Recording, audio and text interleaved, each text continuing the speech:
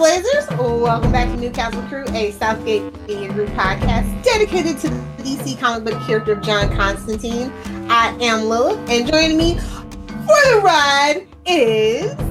Hey everyone, it's Phil. Is a bittersweet issue of Constantine number 15, Fortune's Friend. A very... yeah, I will get into it. Yeah. So, yeah, this issue. I enjoyed the story in parts, but the more that I think about it, the more that it feels like I don't think whoever wrote this story has ever been to China, doesn't know a single Chinese American or Chinese national person in their life. It was very stereotypical. Why every character went ching chong, ching chong? No.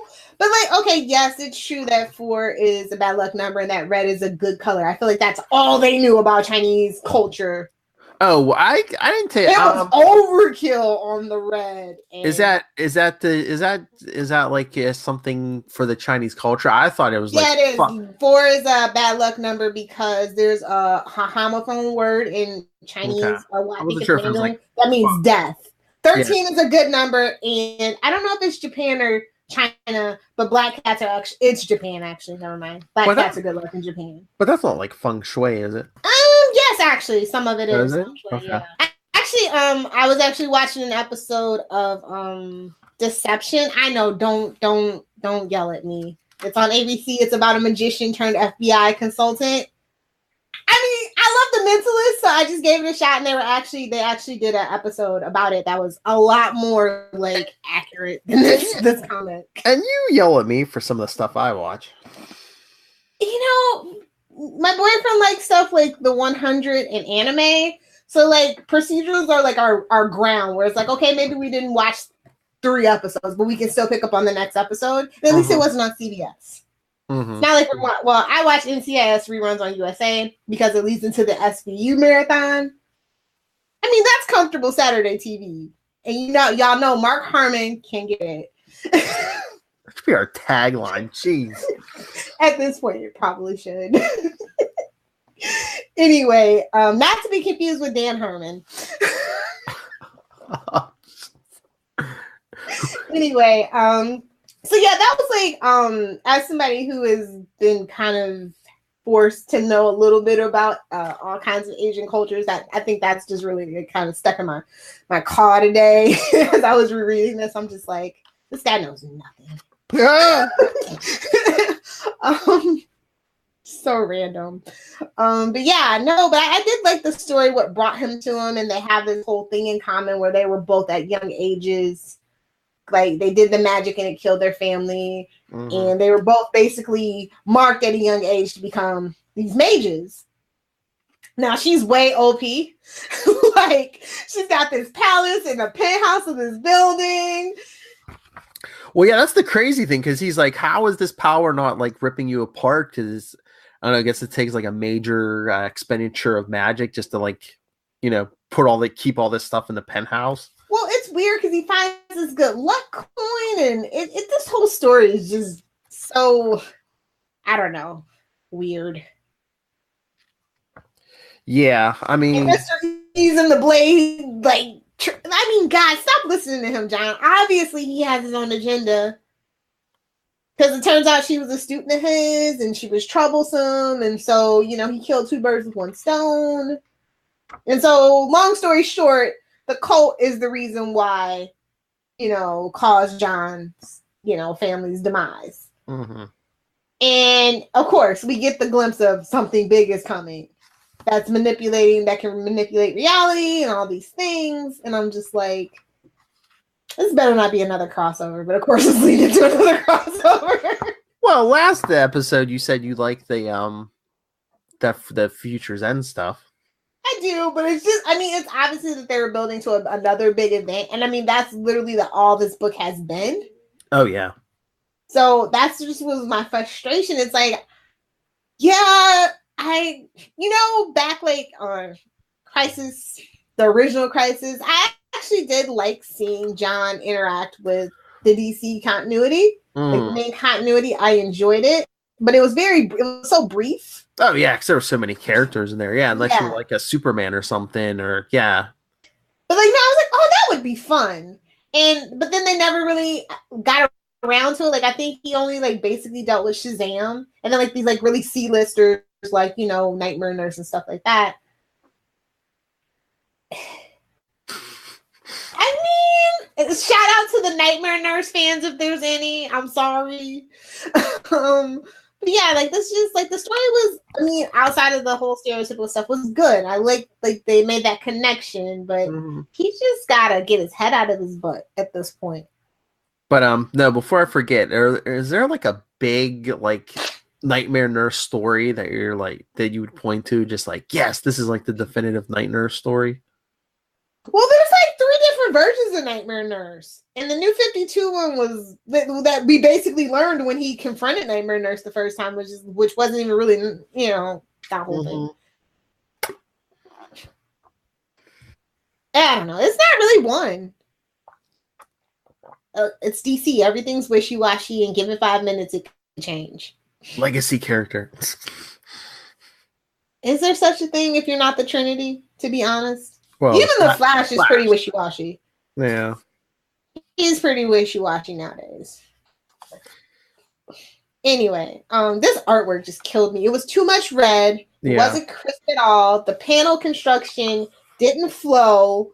I know a lot of reviews were like, this issue left me frustrated. It was such a good story, but the art just really drug it down for a lot of people as I was reading through the reviews and stuff. Oh yeah, like we were even saying before we got on here. Yeah, the art really brought this down for me. It's way too much like red. Like there's too much of a lot. Hard on the eyes. Well, it's like too much red, or even the stuff with like a ball. There's like, you know, too much like there's just too much in like every panel. It's like that's too dark. Yeah, it's what's that ad on the back? The back. Dorky presents video games versus real life. Oh, it must be some website, dorkly. It's still better than the Twix ad fiasco. I will never forgive them for it. Never. Hey, you can't be yourself when you're hungry. Oh my god, that was worse because it was the Wonder Woman thing too. That's the second worst thing. It's like, what are you trying to say, bro? I know. Next thing you know, they'd be like, "Hey, have a Twix. It's that time of the month." God, just minute advertising. Get them all out of there. Seriously. This book has so much potential, and I just don't know where they kept going wrong. I don't think they have like an editorial guide for Constantine. It's like, yeah, sure, do whatever you want. Nobody knows. Well, again, Constantine. I know people are sick of me saying this, but that's like that was the problem. Another problem with the New 52. It's like stuff wasn't plotted out like as expansively as it should have been.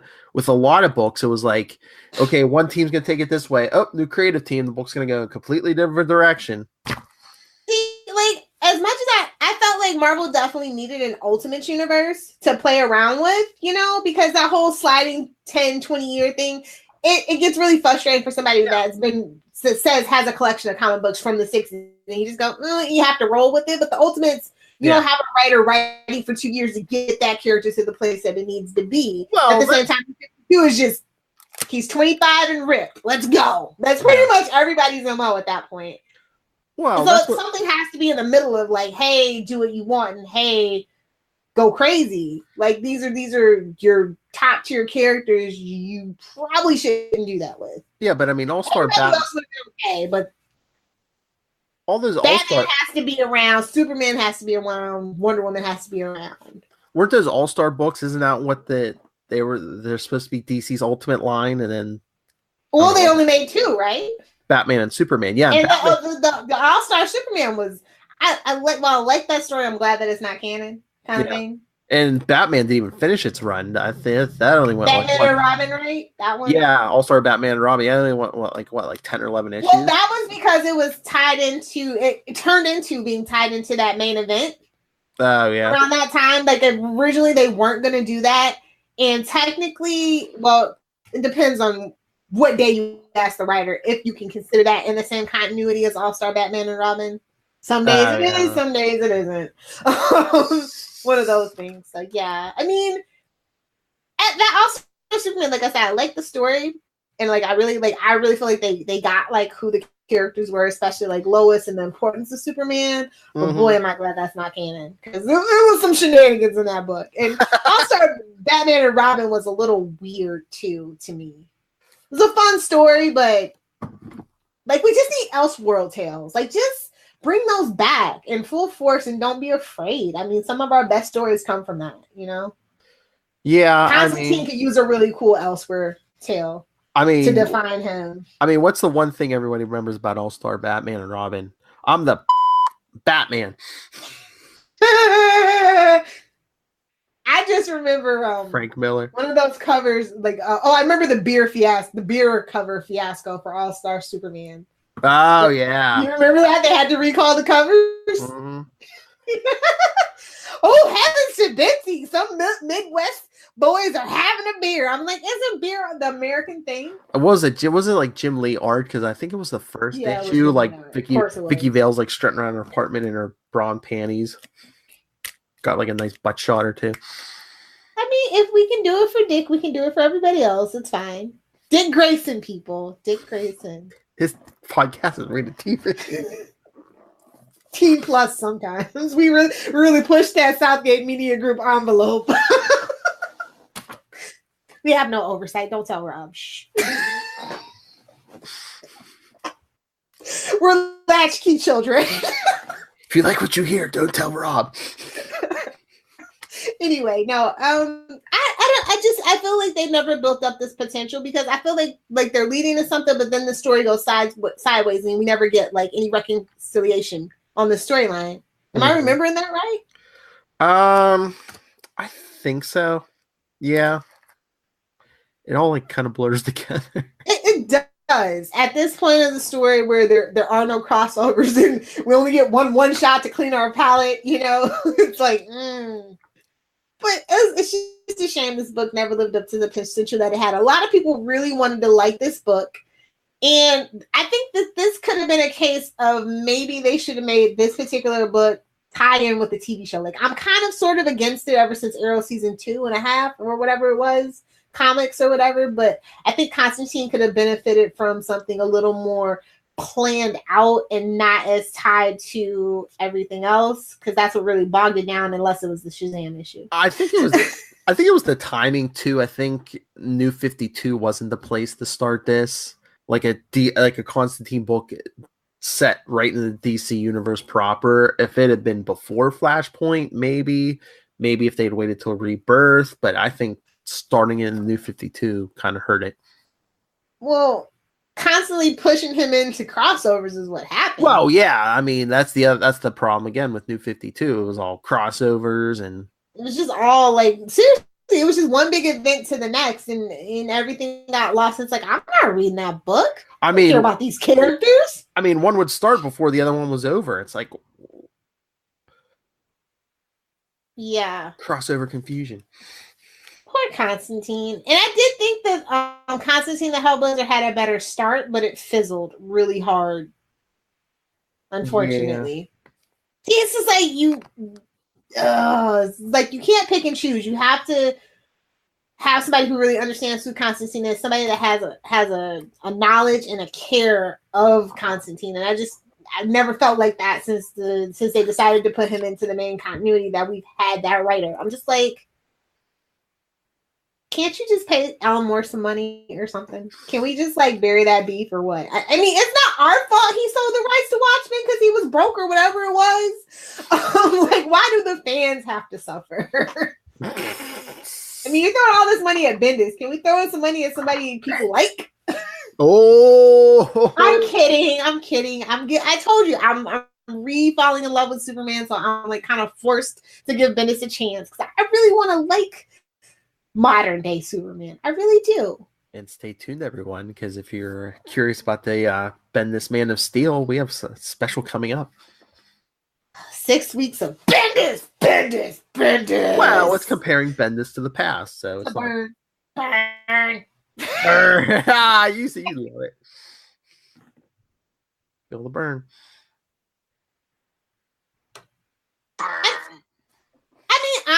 point, looking back when I first like started reading the Burn Run, I was just like, who the hell does this guy think he is? And then I fell in love with him. You know what I mean? Mm-hmm. I didn't have all these preconceived notions about John Byrne though, because I did like the Marvel stuff that he had done before he came to DC. Whereas for the most part, I don't like a lot of stuff that Bendis did, like outside of like Jessica Jones and stuff like that for the Marvel stuff. So Daredevil. Yeah. So, you know, it's kind of apples to oranges at this point. And we'll see that probably. I mean, I think Bendis does better work when he's like on more street level characters. Like once he starts going bigger with like Avengers, or even that's why I'm worried about Superman.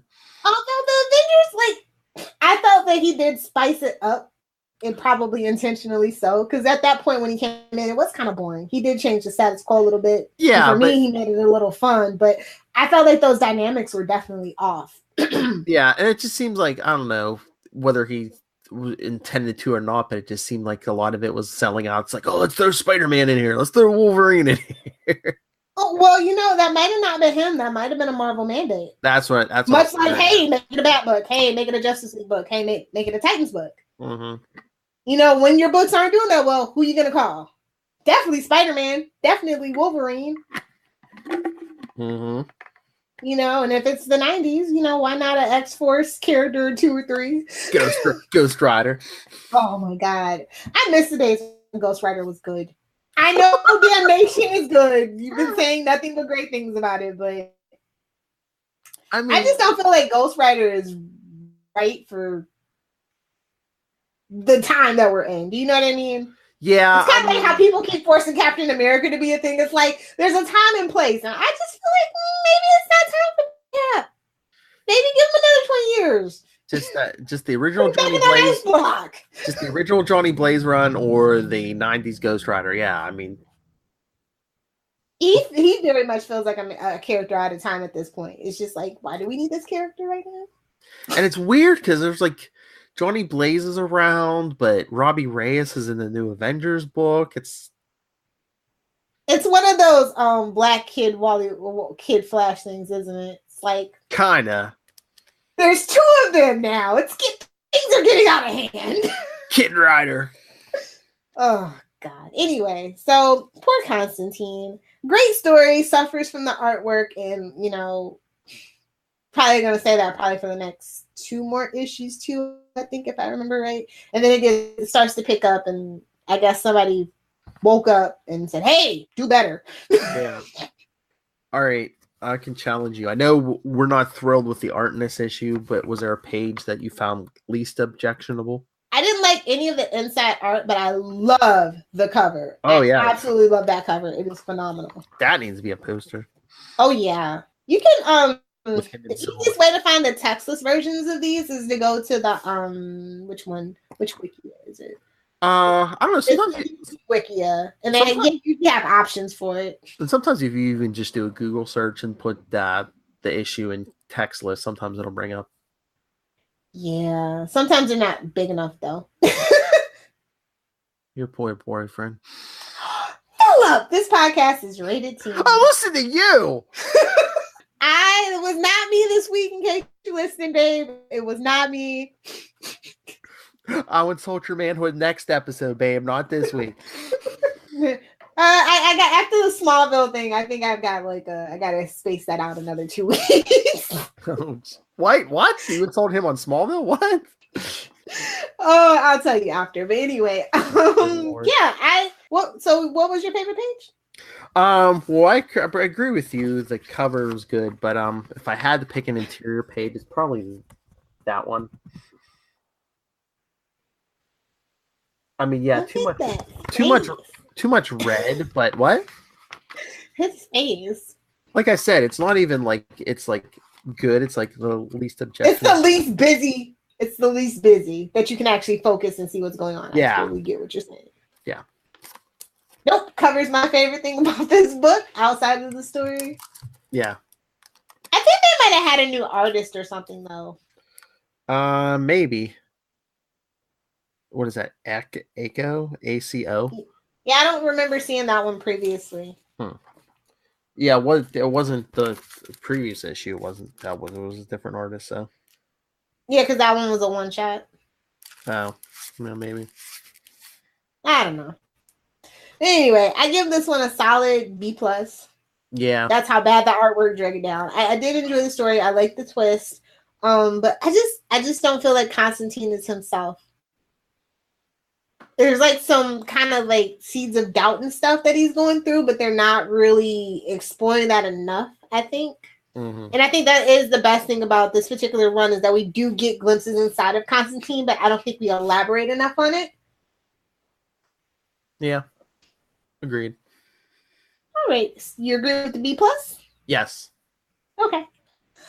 So I guess we can do some shameless plugs and get to bed. Yeah. You know, her and her bed, me and mine, yeah. Just make up with that boyfriend. All right. If you want to email us any thoughts on Constantine or the ever-shifting state of DC or comics in general. Oh, that reminds me. I had an idea. Remind me to tell you after this.